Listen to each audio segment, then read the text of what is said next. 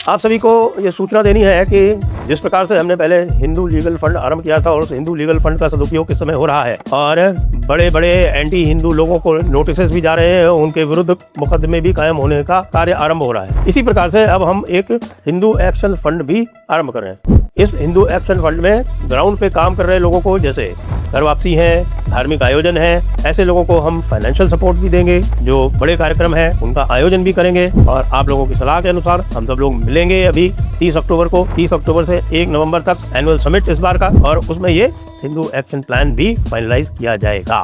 तो इसलिए आप सभी से अनुरोध है कि जी खोल के हमें कंट्रीब्यूट करें। लिंक नीचे डिस्क्रिप्शन में दिया हुआ है। नमस्ते। आप सभी से अनुरोध है कि कृपया हमारे चैनल को सब्सक्राइब करें, वीडियो को लाइक भी अवश्य करें। उत्तर प्रदेश में मामला कुछ दूसरे ही स्तर पर पहुंच गया है। हमारे अखिलेश बाबू जो हैं वो अब पूरी तरह से पीडीए को छोड़ चुके हैं। जिस पीडीए पे उन्होंने 3 वर्ष इन्वेस्टमेंट किया और 3 वर्ष 4 वर्ष तक लगातार उसी पीडीए को पकड़े रहे, उसी पीडीए के भरोसे उन्होंने 2024 का चुनाव लड़ा, जीत हासिल की। उस पीडीए को उन्होंने बार बार तरह तरह से परिभाषित करने का प्रयास किया और अब भाई साहब वो पी जो है उसका अब वो पंडित बन गया। जी हाँ, अब वो पिछड़ा नहीं रहा, अब वो पंडित हो गया। तो पंडित दलित आदिवासी या पंडित दलित अल्पसंख्यक या पिछड़ा पंडित पीपीडीए, कोई भी स्पष्टता नहीं है। ब्राह्मण सम्मेलन किया उन्होंने, बुद्धिजीवी वर्ग सम्मेलन करके उन्होंने एक ब्राह्मण सम्मेलन किया। ब्राह्मण सम्मेलन करके उसमें ब्राह्मणों को प्रतिष्ठा दी, ब्राह्मणों का स्वागत किया इत्यादि इत्यादि, और पवन पांडे को अयोध्या से अपना कैंडिडेट डिक्लेयर कर दिया। अब पवन पांडे जो है वो उनके घोषित प्रत्याशी हैं अयोध्या से। अब प्रश्न ये है कि भाई जो पिछड़ा है, जिसको आपने इतने दिनों तक लाहौरी चूरन चटाया, लाहौरी चूरन को तो हम ये क्या कहेंगे भाई, आप मैनपुरी वाला चूरन कह सकते हैं यहाँ पर। तो वो जो मैनपुरी वाला या सैफई वाला चूरन कह सकते हैं, जो सैफई वाला चूरन चटाया आपने इतने दिनों तक, उसका क्या होगा और ब्राह्मण आपकी तरफ क्यों आ जाएगा? ये जो प्रश्न है ये सबसे बड़ा प्रश्न है कि भाई ब्राह्मण आपकी तरफ क्यों आ जाएगा। आपने ऐसा क्या किया है ब्राह्मण वर्ग के लिए कि ब्राह्मण आपकी ओर आ जाएगा, आकर्षित हो जाएगा? आपको पता है कि अयोध्या आंदोलन जो है उसकी परिकल्पना भी ब्राह्मणों की थी और उसका क्रियान्वयन भी ब्राह्मणों का था और उसका गौरव भी ब्राह्मणों का है। ब्राह्मणों के साथ साथ अन्य वर्ग भी लगे हुए हैं, लेकिन उसमें जो मुख्य प्रेरणा थी वो ब्राह्मणों की थी। क्षत्रिय साथ में लगे हुए थे, क्षत्रिय साथ में लगे हुए थे। अब कौन भूल सकता है भाई, निर्मोही अखाड़े का योगदान कौन भूल सकता है, महंत दिग्विजयनाथ का योगदान कौन भूल सकता है। और उसके अलावा आप ये देखिए कि जो नैयर साहब थे हमारे फैज़ाबाद के डिस्ट्रिक्ट कलेक्टर या डिस्ट्रिक्ट मजिस्ट्रेट, उनका योगदान कौन भूल सकता है। इस सारे प्रकरण में ये जो इन्होंने बनाने का प्रयास किया है, और ख़ास तौर से तब जब राजकुमार भाटी उनके साथ में बैठे रहते हैं। राजकुमार भाटी कौन है? राजकुमार भाटी इन्होंने जितना अपमान ब्राह्मणों का किया है उतना और किसी का किया नहीं। जब उनका मौका लगता है तब वो ब्राह्मणों को हड़का देते हैं, ब्राह्मणों के और ब्राह्मणों की महिलाओं के प्रति अपशब्द बोल देते हैं, कुछ भी बोल देते हैं, ऐसी ऐसी बातें बोलते हैं जो मैं यहाँ पर दोहरा नहीं सकता। इतनी अशिष्ट और इतनी गलत बातें हैं वो। तो ऐसे में मुझे नहीं समझ में आ रहा कि आखिरकार इनका जो राजनीतिक मंतव्य है वो क्या है। ब्राह्मणों के बिना उत्तर प्रदेश में कोई जीत नहीं सकता, ये बिल्कुल सुस्पष्ट बात है। ब्राह्मणों की संख्या वहाँ 12% या उससे अधिक है, और ये संख्या जो है वह यदि आप उत्तराखंड और हिमाचल छोड़ दें, जो छोटे छोटे राज्य हैं, बड़े राज्यों में ये सर्वाधिक संख्या है ब्राह्मणों की। इसलिए ब्राह्मण ही यहाँ के जो राजनीति है उसका पोषक और पालक है।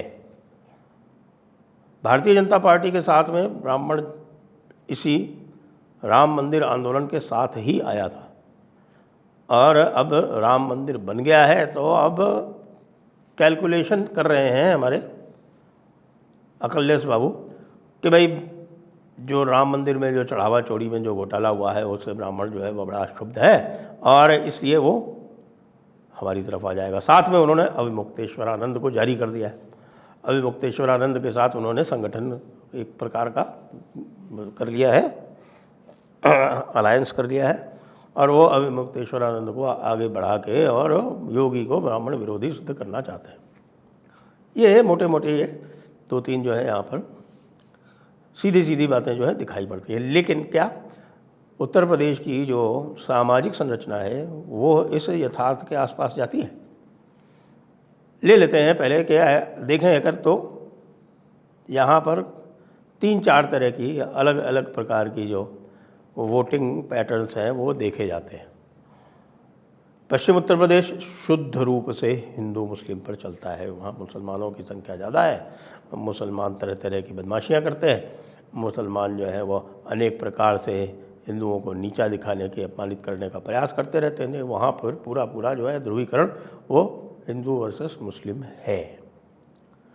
फिर आप जैसे जैसे इधर आते हैं, अब ये पूरा का पूरा जो आप ये समझ लें कि ये बरेली संभाग, मुरादाबाद संभाग, मेरठ संभाग, ये सारे के सारे सहारनपुर से लेके और शाहजहांपुर तक आपको यही पैटर्न मिलेगा। उसके बाद फिर आप जब लखनऊ संभाग में आ जाते हैं, कानपुर संभाग में आ जाते हैं और थोड़ा आगरा संभाग की तरफ आ जाते हैं, तो आगरा और कानपुर संभाग में आपको यादव वर्सेस अदर्स हो जाता है।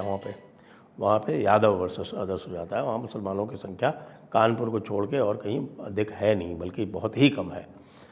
तो वहाँ पे हमारे यादव बंधु जो है वो अपना डंडा बजाते रहते हैं। उसके कारण जो है वो अलग अलग प्रकार के वहाँ पे वितंडा होते हैं, अलग अलग प्रकार के वहाँ पे विद्वेष होते हैं। शहरों में कानपुर है, जैसे फिरोज़ाबाद है, आगरा है, यहाँ पर आपको थोड़ा बहुत वो मिल जाता है, लेकिन उससे कोई विशेष प्रयोजन सिद्ध होता नहीं।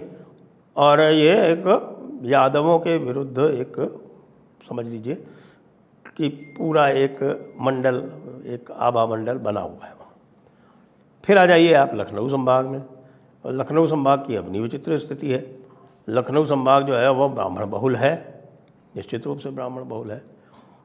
यहाँ पे ब्राह्मण भी हैं और कुर्मी भी हैं। अब इनके आपस में जो ब्राह्मण, कुर्मी, फिर मुस्लिम, इनके आपस का जो चलता है वो होता है, लेकिन ये काफ़ी अर्बनाइज्ड एरिया भी है और यहाँ पर अन्य विषय भी काफ़ी महत्वपूर्ण रहते हैं। फिर जब हम चलते हैं आपके रायबरेली से पूरब में, तो फिर जातियों का, ख़ास तौर से पिछड़ी जातियों का, ये एक वहाँ पर बड़ा एक महत्वपूर्ण रोल आ जाता है। बड़ी महत्वपूर्ण भूमिका है वहाँ पर, और यहाँ पर जातियों का संतुलन बैठाल के चलाना ये अत्यंत महत्वपूर्ण होता है। और इसी में आप ये देखें कि अब बृजभूषण शरण सिंह जो है वो अत्यंत महत्वपूर्ण किरदार है इस पूरे क्षेत्र में, क्योंकि कम से कम 10-12 विधानसभा क्षेत्र हैं जिसमें उनका प्रभाव है, और उनका प्रभाव सबसे अधिक ब्राह्मणों में है। ये जानकर आपको आश्चर्य होगा, क्योंकि जो उनका पूरा क्षेत्र है उसमें सबसे अधिक संख्या ही ब्राह्मणों की। तो अभी बृजभूषण शरण सिंह जो है वो फ्री हो गए हैं, तो बृजभूषण शरण सिंह अपना एक शक्ति प्रदर्शन भी करने जा रहे हैं। और मुझे यह आशा है कि भारतीय जनता पार्टी, जो भी उन्होंने बृजभूषण शरण को बीच में साइडलाइन करने का प्रयास किया, उससे अब मुक्ति पालेगी और बृजभूषण शरण सिंह को ससम्मान सादर उसी स्थान पर प्रतिष्ठित करेगी जिसके कि वो हकदार हैं, जिसके कि वो अधिकारी हैं। अब योगी जी तो आपको पता है वो चूकते नहीं हैं। योगी जी की जो ये शैली है सीधी सपाट बात वाली, वो जनरल पब्लिक को बहुत पसंद आती है। और फिर वो जो बात है ना, वो बिल्कुल किसी भी प्रकार से जातियों के बंधन को तोड़ते हुए सभी को अपील करती है। अब उन्होंने क्या किया, अब उन्होंने एक, आपने देखा ही होगा कि दिल्ली में जो है वो संघर्ष कर रहे हैं। हमारे यहाँ जो केंद्रीय नेतृत्व है वो राहुल गांधी जैसे एक व्यक्ति से संघर्ष कर रहा है। जबकि वहाँ पर राहुल गांधी की कोई स्थिति नहीं है। स्थिति इसलिए भी नहीं है क्योंकि 543 के सदन में कुल 99 वे हैं। अब यदि उत्तर प्रदेश में देखें तो इसकी तुलना में उत्तर प्रदेश में अभी 2024 में समाजवादी पार्टी ने बहुमत जीता हुआ है, 37 बहुमत क्या लगभग बहुमत जीता हुआ है। बल्कि उनका जो गठन था, उनका जो संगठन था, यानी उनका जो अलायंस था, गठबंधन था, उस गठबंधन ने तो 43 सीटें जीती थी, अर्थात बहुमत जीता ही जीता था। तो इसके उपरांत भी वो अपने आक्रामक रवैये से योगी जी को कतई हिला नहीं पाते हैं। अब योगी जी ने एक काम और कर दिया है। योगी जी ने एक 2016 में अखिलेश सरकार द्वारा पास विधेयक, जिसको वो मदरसा वेतन अधिनियम बोलते हैं, मदरसा वेतन अधिनियम। मदरसा वेतन अधिनियम बड़ा विचित्र अधिनियम है। उसमें गारंटी दी गई थी कि मदरसा शिक्षक जो है और जो मदरसे के अन्य कर्मचारी है उनको समय पर वेतन दिया जाएगा, और जो समय पर वेतन यदि कोई नहीं देगा तो वो अपराधी होगा।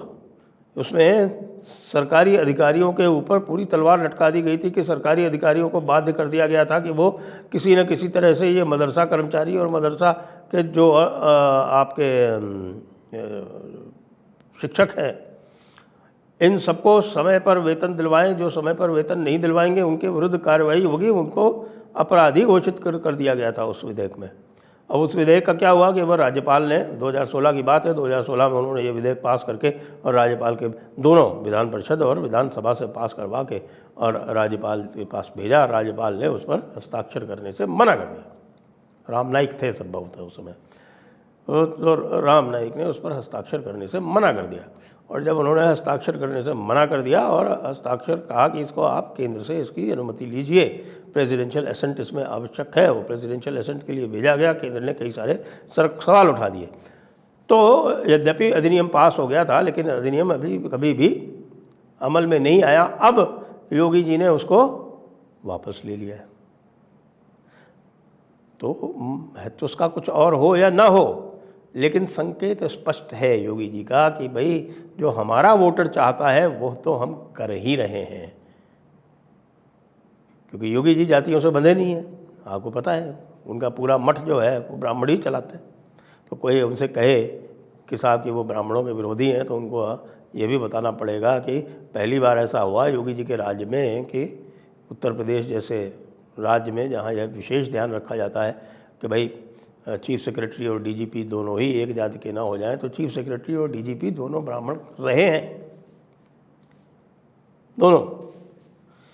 तो योगी जी के ऊपर तो यह आक्षेप जो है वो कतई चिपकेगा नहीं।